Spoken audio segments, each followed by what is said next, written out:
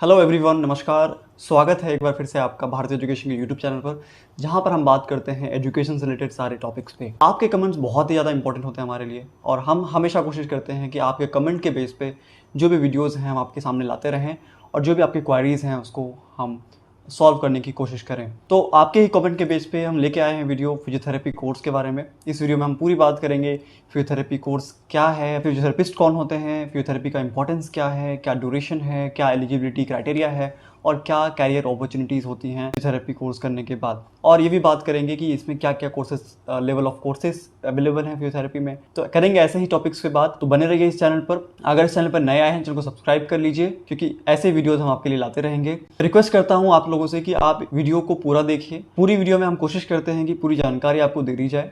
उसके अलावा कोई क्वारीज होती है तो आप हमें कमेंट बॉक्स में पूछ सकते हैं, फिर प्रॉब्लली हम कोशिश करेंगे उस टॉपिक पर प्रॉपर वीडियो लाया जाए।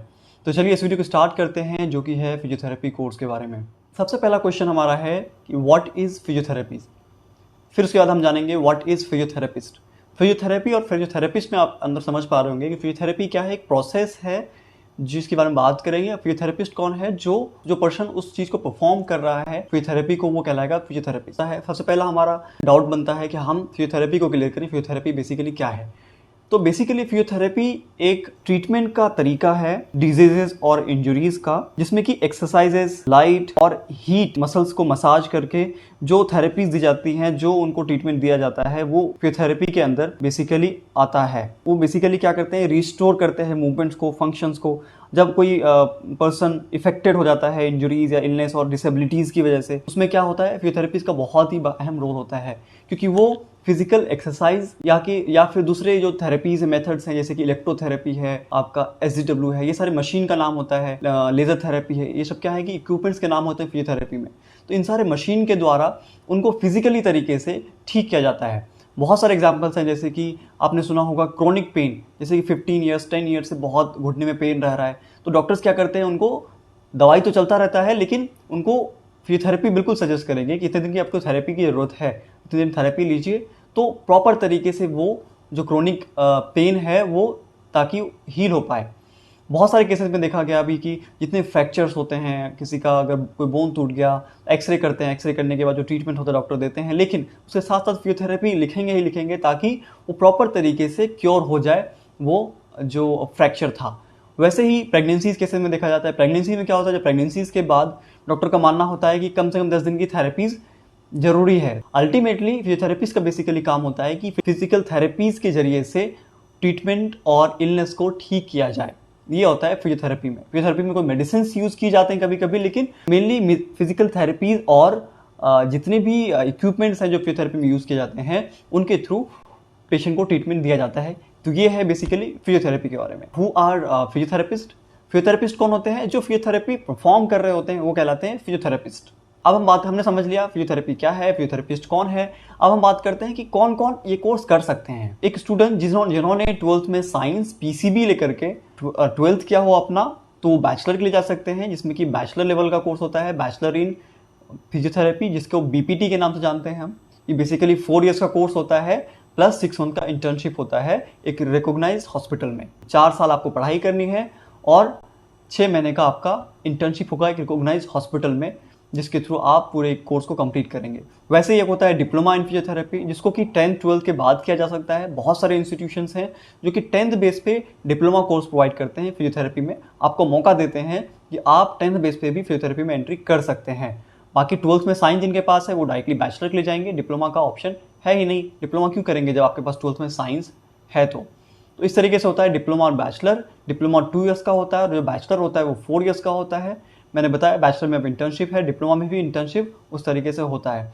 इसमें पोस्ट ग्रेजुएशन भी होता है। पोस्ट ग्रेजुएशन को हम MBT के नाम से जानते हैं, मास्टर्स इन फिजियोथेरेपी। उसमें अलग अलग डिपार्टमेंट्स होते हैं, कोई इलेक्ट्रोथेरेपी ले रहा है, कोई ऑर्थोपेडिक ले रहा है। तो जब आप BPT कर लेंगे, बैचलर इन फिजियोथेरेपी कर लेंगे, फिर आपको एक इमेज क्लियर हो जाएगा आपके मन में कि हाँ, मुझे इस थेरेपी में ज़्यादा इंटरेस्ट है, इस थेरेपी में मैं आगे बढ़ना चाहूँगी। लेट सपोज कि आपको अगर स्पोर्ट्स थेरेपिस्ट बनना है। स्पोर्ट्स थेरेपिस्ट मतलब क्या होता है, जितने भी प्लेयर्स देखते हैं आप, जितने भी इंटरनेशनल लेवल है, डोमेस्टिक लेवल है, या फिर छोटे मोटे प्लेयर्स भी जो होते हैं उनको थेरेपिस्ट की नीड होती है।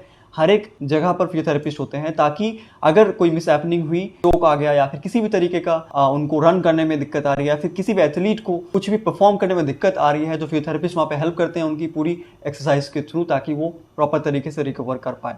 तो इस तरीके से पूरा होता है फिजियोथेरेपी का प्रोसेस। तो हमने बात कर ली कोर्सेज के बारे में, ड्यूरेशंस के बारे में बात कर ली।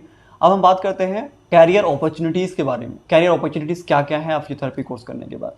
फिजियोथेरेपी कोर्स करने के बाद आप, अगर हम प्राइवेट जॉब की बात करें तो प्राइवेट जॉब में बहुत सारे ऑप्शंस हैं कि आप प्राइवेट जॉब कर सकते हैं हॉस्पिटल्स में, प्राइवेट जॉब कर सकते हैं आप जितने भी फिजियोथेरेपी क्लिनिक्स हैं वहाँ पे वर्क कर सकते हैं, और आप वर्क कर सकते हैं एज ए फैकल्टी मेंबर भी वर्क कर सकते हैं, किसी भी इंस्टीट्यूशन को ज्वाइन कर सकते हैं अगर आपकी रुचि पढ़ाने में है तो। अगर हम गवर्नमेंट जॉब की बात करें तो गवर्नमेंट जॉब में बहुत सारे ऑप्शंस आपके पास हैं कि आप गवर्नमेंट में डिफेंस में जा सकते हैं, और आप गवर्नमेंट जॉब में गवर्नमेंट हॉस्पिटल्स में वर्क कर सकते हैं, गवर्नमेंट संस्थाओं में आप एज ए फिजियोथेरेपिस्ट वर्क कर सकते हैं। और बहुत बड़ा एक पार्ट आता है जिसमें कि आप खुद का अपना क्लिनिक भी चला सकते हैं एक कुछ एक्सपीरियंस होने के बाद, क्योंकि कुछ एक्सपीरियंस ज़रूरी है, खासकर आप जब चाह रहे हैं कि अपना क्लिनिक खोलना है। क्योंकि एक्सपीरियंस नहीं होगा तो आप पेशेंट, ऐसा नहीं है कि पेशेंट एक साइड के पेशेंट आएंगे या एक तरह के पेशेंट आएंगे, हर एक तरह के पेशेंट आएंगे। कुछ पेशेंट आएंगे जो कि ईजिली आपसे थेरेपी लेके ठीक हो जाएंगे, कुछ पेशेंट आएंगे जो चीज़ आपको समझ नहीं आएगा जब तक आपके पास एक अच्छा एक्सपीरियंस नहीं है। तो कम से कम 2 से 3 साल का एक्सपीरियंस हो जाए, उसके बाद आप सोच सकते हैं कि आप खुद का फिजियोथेरेपी क्लिनिक भी चलाएंगे, तो ये बहुत ही अच्छा ऑप्शन होता है। साथ साथ बहुत सारे अच्छे ऑप्शंस हैं जिसमें कि आप जितने भी स्पोर्ट्स एकेडमीज उनसे जुड़ सकते हैं, जितने भी क्रिकेट प्लेयर्स हैं, फुटबॉल प्लेयर्स हैं उनके साथ भी जुड़ सकते हैं, जिसमें आप फिजियोथेरेपी करियर को आगे बढ़ा सकते हैं। तो ये बेसिकली करियर अपॉर्चुनिटीज़ होती हैं फिजियोथेरेपी में। अगर हम बात करें कॉलेजेस की, कौन कौन से कॉलेजेस हमारे फिजियोथेरेपी कोर्स कराते हैं, तो बहुत सारे कॉलेजेस हैं, संस्थाएं हैं जहाँ पर आप फिजियोथेरेपी कोर्स कर सकते हैं। इवन गवर्नमेंट ऑर्गेनाइजेशंस भी हैं, गवर्नमेंट संस्थाएं भी हैं जहाँ पर आप एंट्रेंस एग्जाम के थ्रू या फिर वहाँ पर विजिट करके उनके प्रोसेस को जान सकते हैं कि कैसे वो एडमिशन देते हैं फिजियोथेरेपी में। खासकर प्राइवेट की अगर बात करूँ तो प्राइवेट में डायरेक्टली आपको एडमिशन मिल सकता है, या फिर बहुत सारी जगह पर आपको एंट्रेंस एग्जाम भी देना पड़ सकता है फिजियोथेरेपी कोर्स के लिए। अगर हम सैलरी पैकेज की बात करें तो सैलरी पैकेज बहुत बड़ा इंपॉर्टेंट पार्ट होता है, जिसमें कि स्टूडेंट्स कहते हैं कि सर सैलरी क्या होगी, अगर हमने फिजियोथेरेपी कोर्स किया तो क्या सैलरी पैकेज में हम एक्सपेक्ट कर सकते हैं। तो बेसिकली कहीं भी आप स्टार्ट करेंगे, खासकर जब 4 ईयर्स का बीपीटी करके आप स्टार्ट करते हैं सैलरी पैकेज, तो हम एक्सपेक्ट करते हैं कम से कम 15 to 20,000 स्टार्टिंग सैलरी आपको मिलती है, जिसमें कि आप आगे जा कर के जैसे जैसे आगे बढ़ेंगे वैसे वैसे सैलरी इंक्रीज होती जाती है। और जब आपने खुद का काम स्टार्ट कर लिया उसमें सैलरी की बात हम कर नहीं सकते, क्योंकि उसमें फिर आपको सैलरी आपकी पता है कि किस तरीके से आप परफॉर्म करते हैं, किस तरीके का अपना बिजनेस को ग्रो करते हैं, उस तरीके की सैलरी आपको मिलती है, उस तरीके का इनकम आपको मिलता है। तो ये वीडियो था फिजियोथेरेपी कोर्स के बारे में, जिसमें हमने कोशिश की है फिजियोथेरेपी के हर एक टॉपिक को इंक्लूड किया जाए, हर एक क्वेश्चन का जवाब दिया जाए। अगर फिर भी लगता है आपको कि कोई क्वेरी है आपके पास या फिर कोई क्वेश्चन है आपका, तो आप प्लीज़ हमें नीचे कमेंट बॉक्स में लिख सकते हैं। हम कोशिश करेंगे कि वहाँ पर आपको हम रिवॉर्ड कर पाएँ। अगेन, अगर हमें लगता है कि उस वीडियो पे उस टॉपिक पे प्रॉपर वीडियो बननी चाहिए, तो हम प्रॉपर एक वीडियो लेके आएंगे उस टॉपिक पे। मिलते हैं नेक्स्ट वीडियो में ऐसे ही एक इन्फॉर्मेटिव वीडियो के साथ। तब तक के लिए अगर चैनल पर नए हैं, चैनल को सब्सक्राइब कर लीजिए, क्योंकि ऐसे वीडियोज हम आपके लिए लाते रहते हैं। तब तक के लिए नमस्कार and thank you, bye bye.